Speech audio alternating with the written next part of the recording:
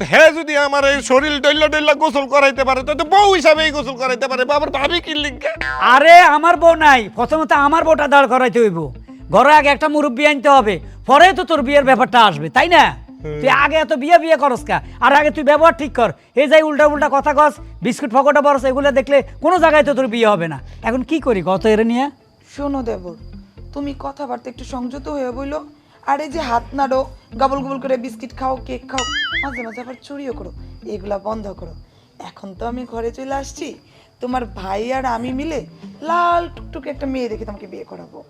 হ্যাঁ, তখন তুই গান দিবি, ভাইয়া দিল বউ, ওই গানটা আছে না, চাকরি হবে বড়। তখন তুই আনন্দে থাকবি, তোর জন্য এত সুন্দর মাইয়া ঠিক করুম। মাইয়ার কি দেশ অভাব আছে? আর মাশাল্লাহ তোর যে চেহারা, যে কোনো লোক দেখলে, যে কোনো মাইয়া দেখলে তোর লাই পাগল হয়ে যাইব। ঠিক আছে?